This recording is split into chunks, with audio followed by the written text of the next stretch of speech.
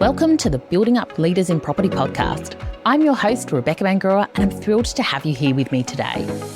Whether you're an emerging leader or a seasoned manager in the property and construction industry, this podcast will help you elevate your leadership, build a cohesive team, and have more impact.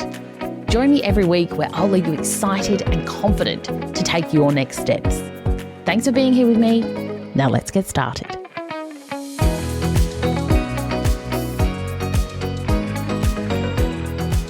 Welcome. I am so excited for today's episode. We are talking about the 7 most common mistakes that leaders make, and more importantly, what to do instead. Now, before we get into these 7 mistakes, these really are the key things that I see time and time again slowing leaders down.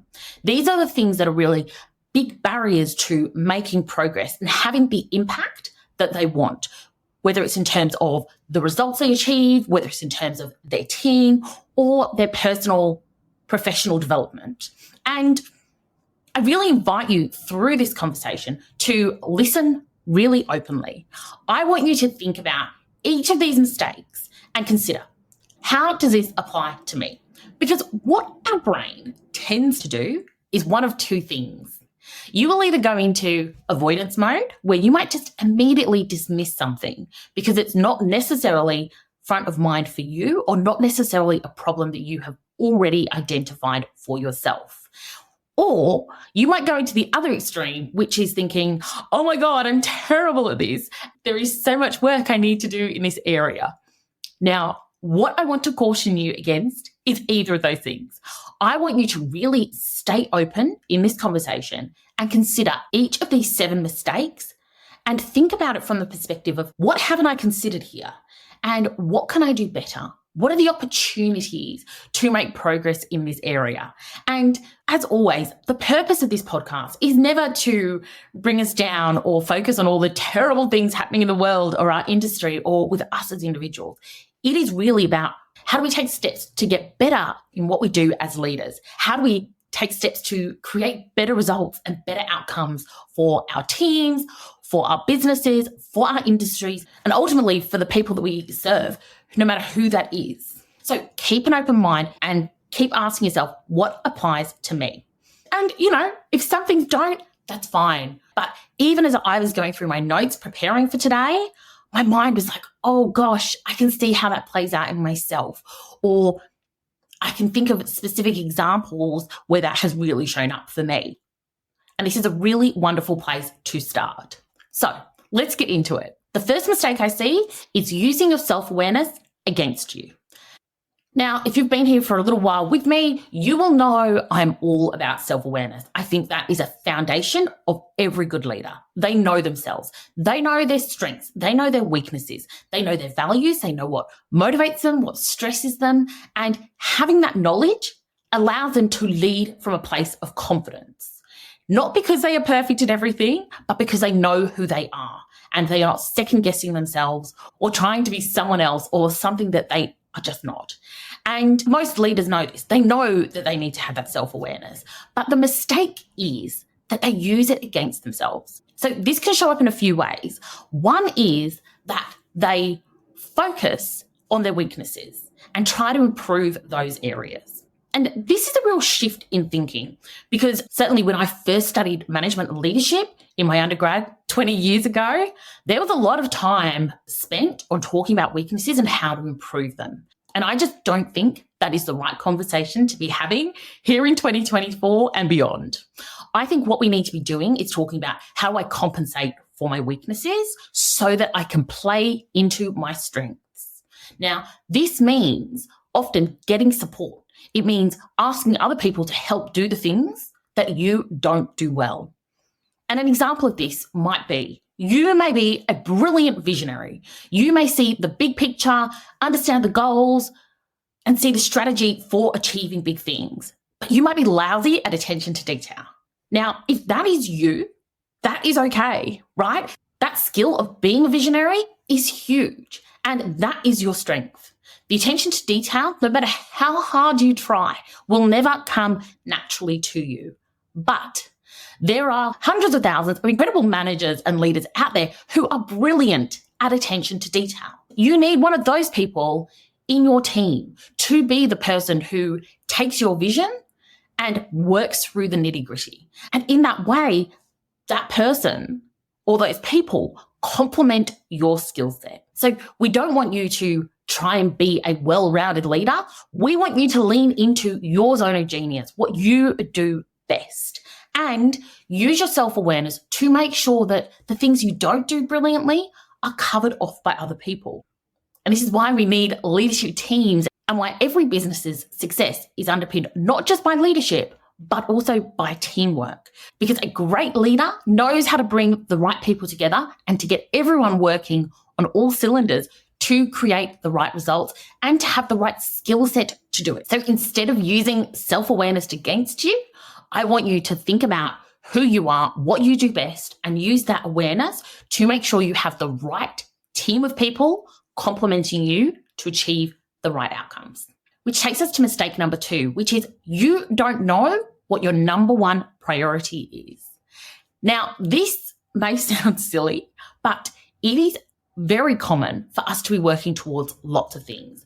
We may have our business or our organization's mission statement, and we're working towards things that align with that. Then we are working towards specific goals for our department, and then for our team, and then as an individual. And quite often, we may have multiple things that we are trying to achieve. Most people do. That's very normal. But what the mistake is that we don't know what the number one thing is. We do not know the thing that is going to move the needle that we need to focus on as the key deliverable. There should always be one key marker of success, and it should be easy to define, and everyone should know what that one thing is for them. And what I challenge you to do here is to take the time and really think this through. Write this out as a statement. My number one objective for 2024 is to achieve X by Z. Get crystal clear on what the key outcome is that you are working towards. Sometimes it will involve conversations with our peers or our teams or our managers or our leadership team to say, these are all the things that we are working towards. Can you help me understand what is the key thing?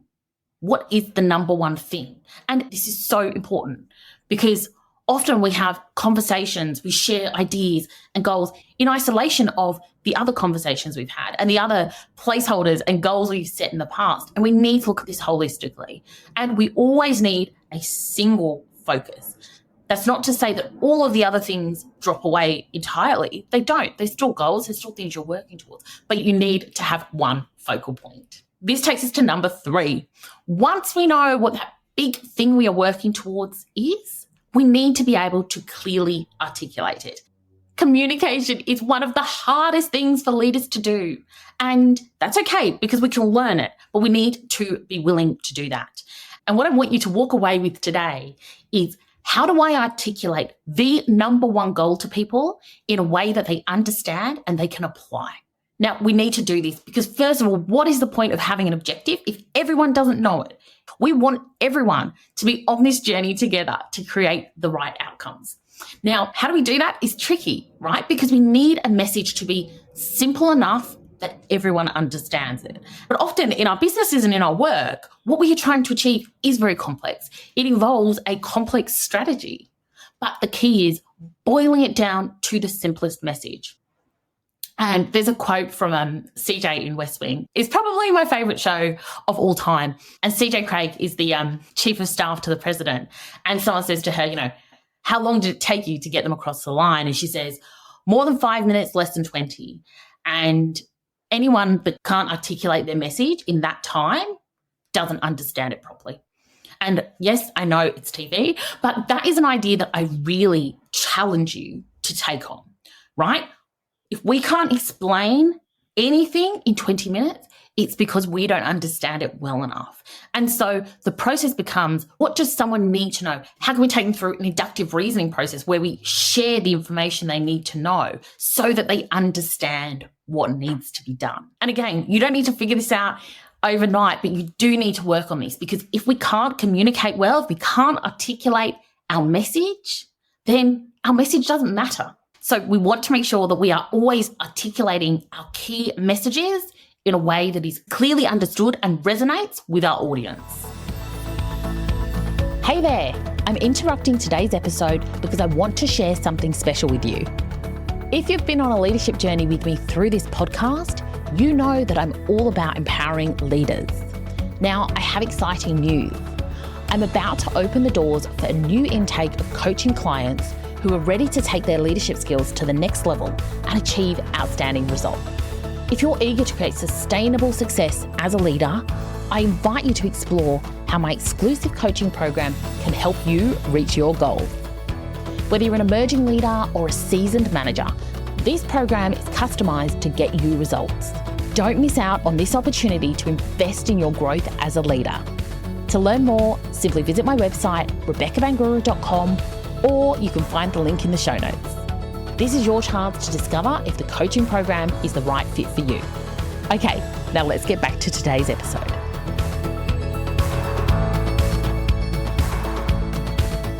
Now, number 4, which is that leaders rely on their charisma.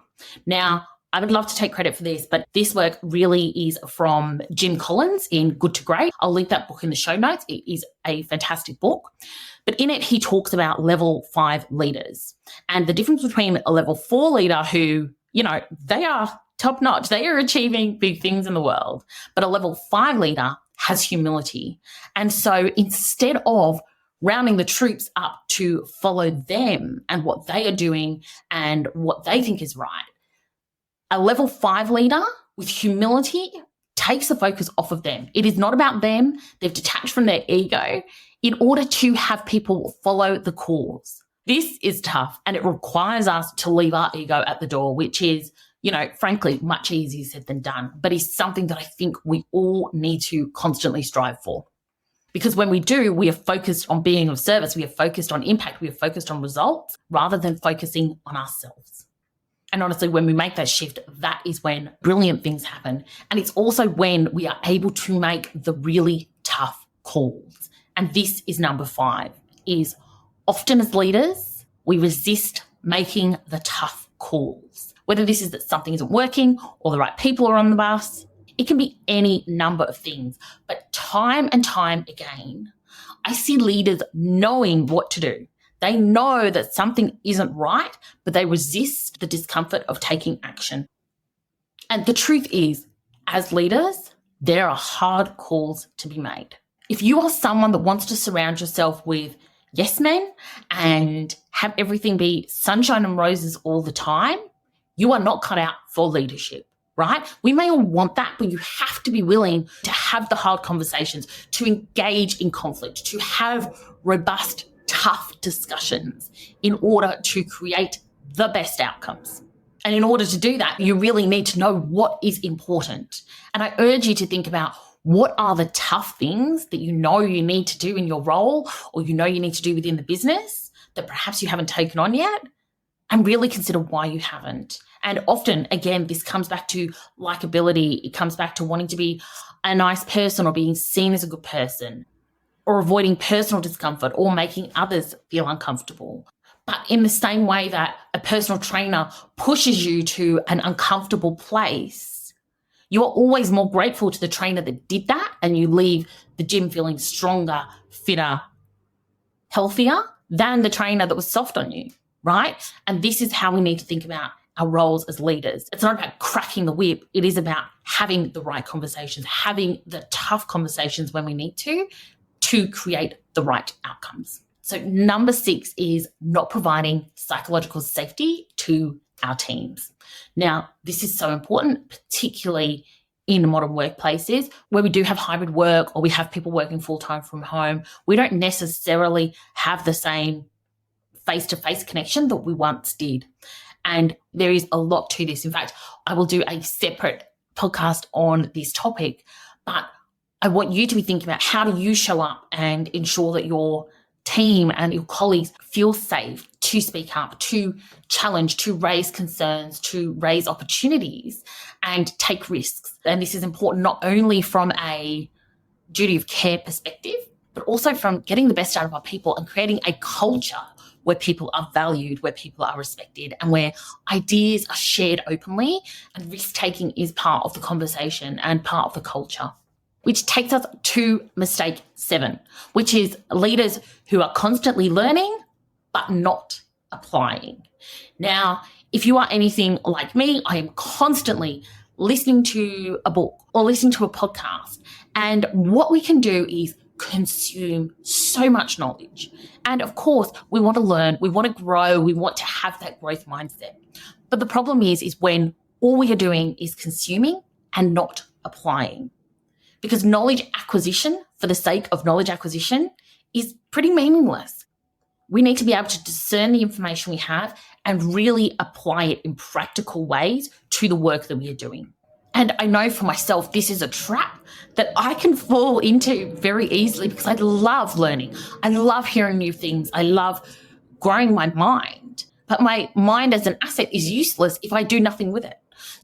So I encourage you as an exceptional leader to really think about every time you listen to a podcast, every time you read an article or a book or see a post that interests you, I want you to first of all think, how does this apply to me? Which is what we started today's episode with. But second of all, what action am I going to take from this? So how will you actually apply this in real time to your life?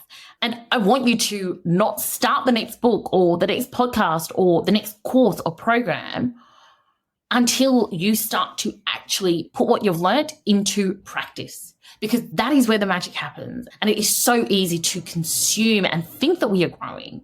But actually, until we start exercising those muscles, until we start doing the work and applying concepts that we learn and shifting our actions as a result, then we will never really see the benefit of all the knowledge we are gaining. And that is probably the perfect place to end today's conversation.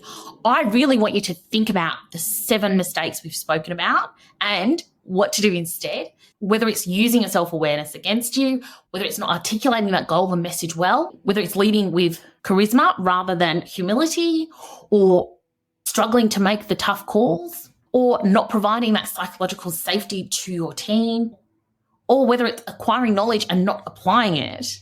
Whatever has really resonated with you today, I want you to commit to taking one action today that will help you overcome that. And again, the purpose of this podcast is to support you to be an exceptional leader. So take these ideas and put it into practice for yourself. Of course, I would love to hear which one of these 7 mistakes you find yourself falling into and what corrective action you are going to take. So head over to LinkedIn, drop me a note. I would love to hear from you, or head over to the website, rebeccabangaroo.com, and get in touch. Have a beautiful day, my friends. And remember, this is a journey of progress, not perfection. Thanks for joining me on the Building Up Leaders in Property podcast.